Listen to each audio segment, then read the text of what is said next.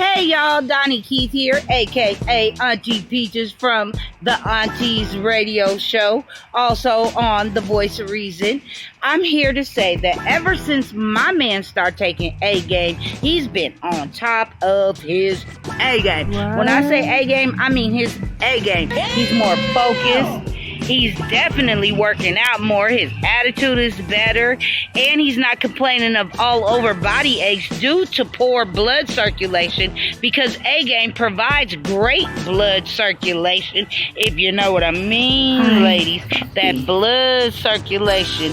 Sometimes I have to hide the A-Game in the bushes when I'm out walking the dog just because I want some sleep. If you know what I mean, ladies. Stay on top of your A-Game, fellas. Get your A-Game.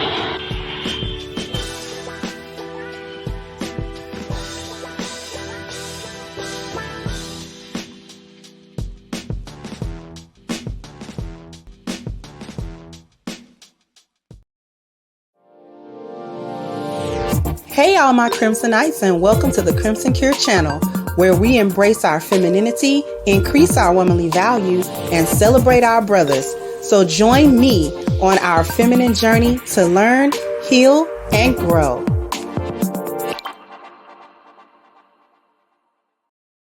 Hey there, my Crimsonites, and welcome to the Crimson Cure channel. I'm your host, femininity coach, and author of The Crimson Cure, and this is my perspective. So I got an article to read, y'all, and then I got a different kind of cook that we're gonna do.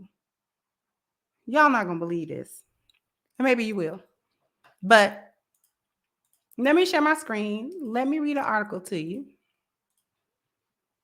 Okay, I want you to be able to see it. Okay. What It's Like to Have White Husband Privilege by Kamaya Esla. Posted yesterday. It's got 413 comments. Just listen to this, y'all. I've got a white husband, blue eyes, pale skin, uses $10 words, drinks cider. His pants have a minimum of 6 pockets and they come in one color, beige. He votes left of left and he marches alongside his brown spouse at TBTN and Pride. He looks like a stereotype for a smartphone ad, white, male, moneyed, and confident. That's my man. No doubt, my white husband is privileged. When he speaks, people listen to him and they hear him. Even when I'm the one talking to them, they still respond to him. So when I dialogue with the male plumber or the male mechanic, I ask my white husband to make himself scarce. Otherwise, these men will direct their questions to him long after my husband explicitly declares that the house and car repairs are my jurisdictions. Yes, I could take my money somewhere less sexist and racist and find another plumber, electrician, mechanic, painter, landscaper, or mover. This form of discrimination happens all the time, everywhere. I prefer to make a stand. Alone, I force these predominantly white men to engage me. After all, I'm the only one here. My white husband is off researching organic thermal socks. Don't get me wrong. I'm not interested in drama. It's exhausting being a brown woman, especially one who is more butch than femme. White people don't see me, and heterosexual men are baffled in general.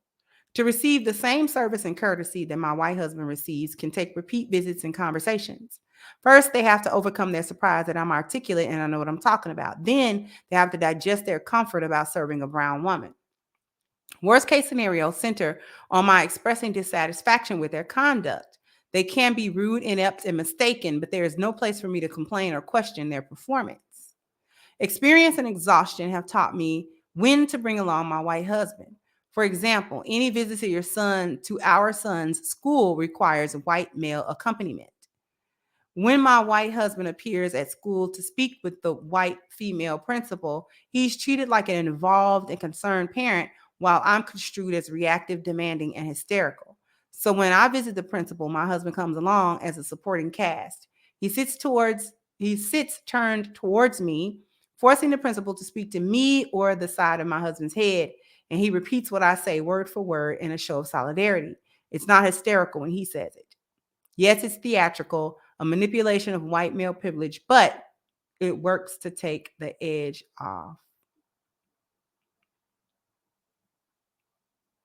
Kamaya Esla is a brown mother, a third wave feminist, and a trauma survivor. Let me stop sharing. Now, you heard that article. It was a ridiculous article. The author is not a Black woman. Kamaya Esla. When I looked up, just because that article seems so contrived to me, it's just something about it. I said, who wrote this drivel? Like, who wrote this? So when I clicked on her name and when I researched it, just a quick Google search, I didn't dig too deep.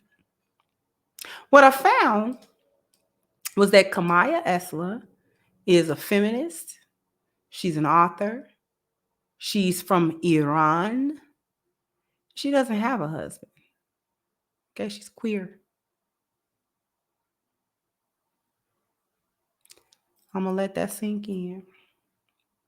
They had a woman who is Iranian, which is why she kept saying brown, because they consider themselves people of color when they come over here.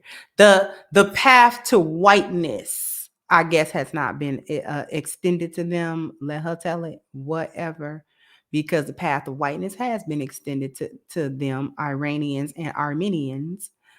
Just ask the Kardashians. But anyway.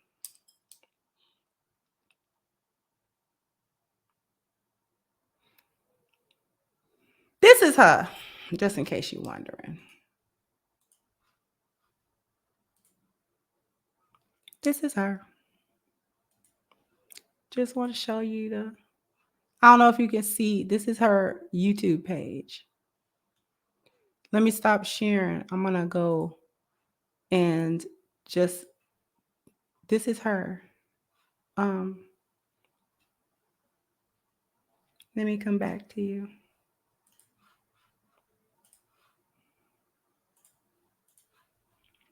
This is her.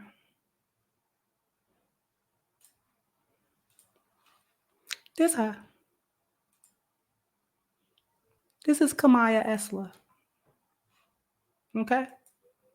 This is the person that wrote that article. Okay? Not these other women.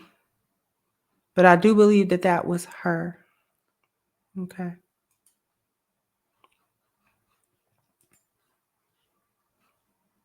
Let me go back. I know I'm still sharing. Okay? Listen. Let me stop. Not even Black. I just want this stuff to sink in with y'all. Queer, no husband. These are the tricks and the traps that are placed in media to play into what a growing number of Black women say that they want, which is divestment. They want to do their own version of the passport bros, but they can't do it. They're ignoring the history of these people because they're too busy chasing white womanhood and white femininity, which is what that article is actually speaking to. Okay? Speaking to the desire of Black women that the world knows, because y'all tell the world that you want white male validation, that you crave it, that you need it. And by getting white male validation, you're hoping to also receive white womanhood and white femininity and the validation of that. So these people plant these articles, and they've always done that. Remember Carolyn Bird that I went over that had those articles that was painting Black women as this strong, independent, and Black men were just inept and all of that sort of thing. They've always planted these types of these types of articles, along with the commercials that we see cropping up. They're on an increase. A lot of these commercials with these Black women and these white men and these mixed babies and these happy families. And you know what I'm saying? Like, that's just the most common thing in the world. Like, that's just the thing that's really going on. And so they put it in the minds and in the subconscious of Black women that white men want them in mass, that they are waiting on Black women to realize that white men want them in mass and to just come on over across the fence where they'll have eternal happiness and eternal womanhood and eternal femininity and a seat at the table, and they'll have these mixed kids with the good hair and blah, blah, blah, blah, blah. And they'll have all of these things that these mammies is out here claim, these butter biscuit eaters are out here saying that they want. And Black women as a whole consistently fall for these types of shenanigans and this type of propaganda at their own detriment, at the detriment of their children, at the detriment of Black men, and at the detriment of the Black community. Because Zaddy doesn't have a place for you anywhere except at his feet, groveling for the next butter biscuit crumb to fall into your mouth as he haphazardly drops them. That is the place that he has for you. And he doesn't owe you anything, because see, now you're uncovered and you're vulnerable, just as he planned for you to be, by putting you in a position, because he knew you would bite into this foolishness that we've been doing for the last 70, 80 years. Now, Black men are saying adios. We're the passport bros. Or even if we're not the passport bros, we're done with American Black women. We're done with y'all because y'all don't want to be, we done not saving you because you don't want to be saved. You want to be out here lost in the wilderness, and we're going to leave you to the wolves that are out here. And the wolf is Zaddy, the very one you run to for all of your comfort and shelter, and you hoping that he give you a morsel of food and pat your head. That's the actual wolf that's gonna eat you. You fat little ripe little sheep, you.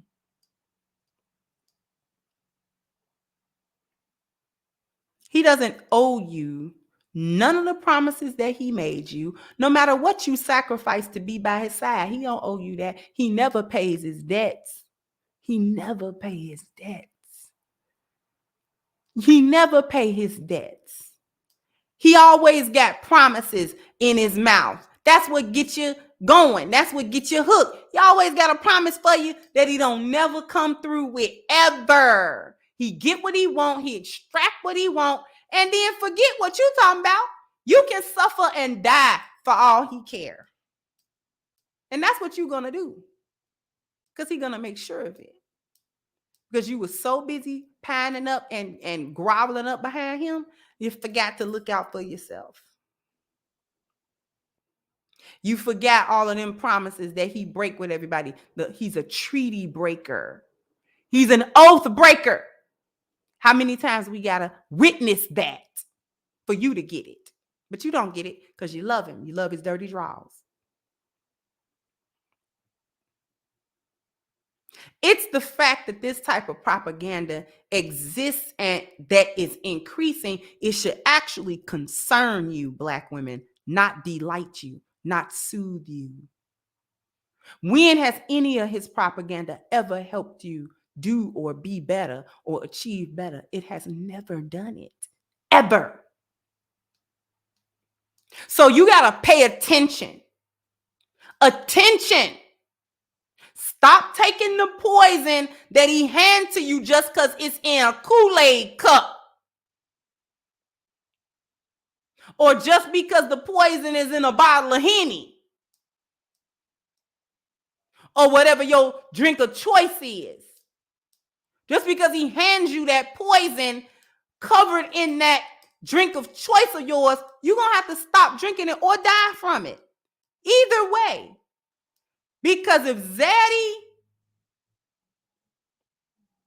Zaddy's way has hurt you more than helped you, then you are going to have to do a different way, aren't you? Study running up behind his promises, hoping he change and hoping he do something different this time after the millionth time. Where is that left you? You uncovered, goofball. You're naked out here in this world without your men. And Zaddy gonna make you pay for that. He gonna make you regret it.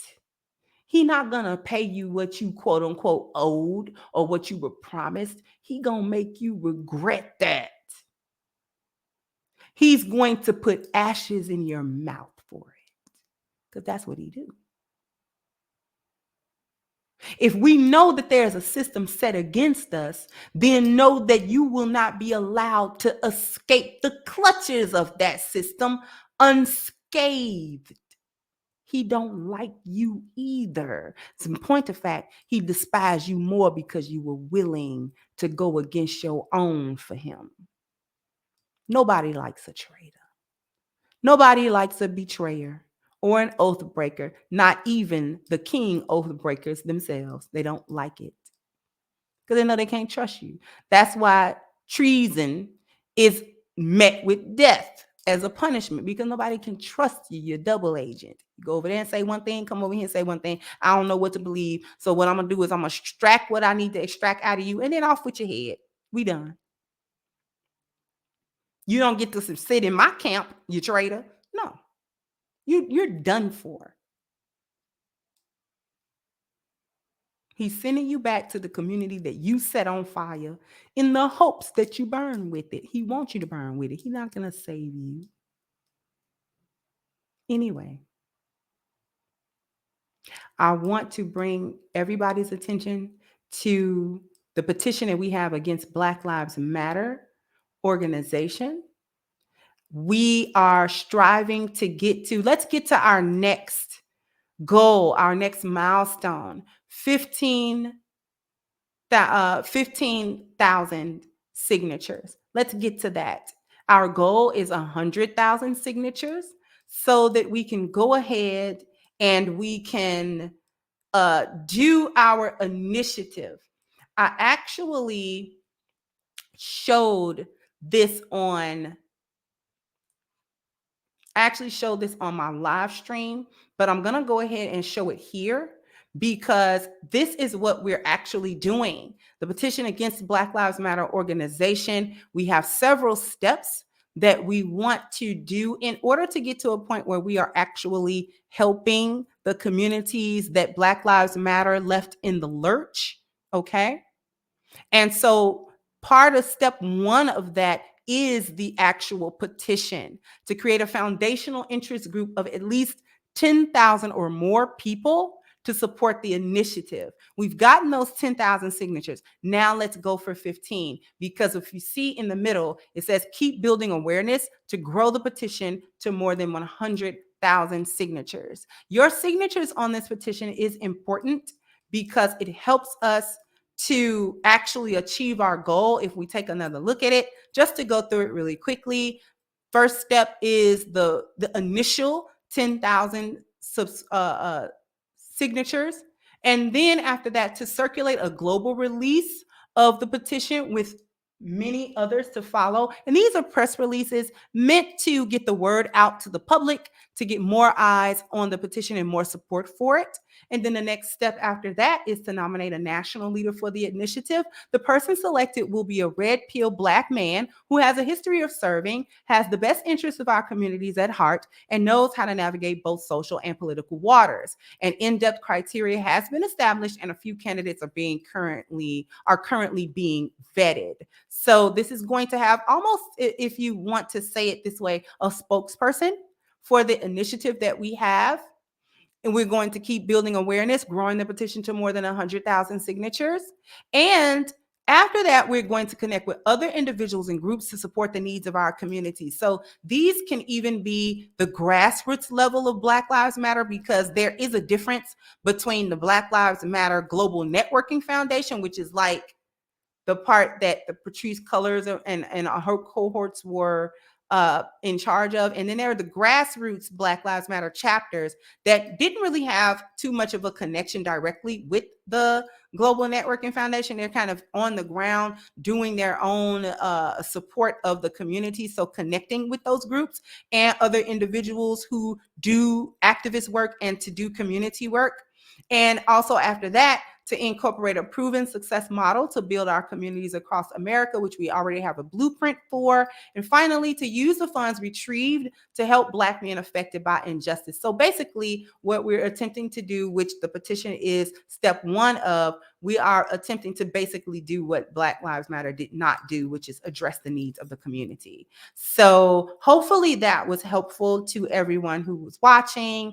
If you want to be part of holding Black Lives Matter accountable, please go into the description box, click the link for the petition, sign it, share it, and contribute to it as well. Also, jump down in the comment section. Let me know what you think. Like, share, subscribe to the channel if you have not. Once again, I'm your host of Crimson Cure, and this was my perspective. Bye-bye, Crimsonites. Hey guys, please like, share, and subscribe to the channel and hit the notification bell. And if you've got more to say on the topic, leave a comment down below. Also, don't forget to support our sponsor, who so graciously supports this channel by clicking the description box and the link for A-Game at agameherbal.com. You can go ahead and get a 10% discount off of your next purchase using the code Kendra10. This has been yet another Crimson Cure production, and I'll catch you guys on the next one.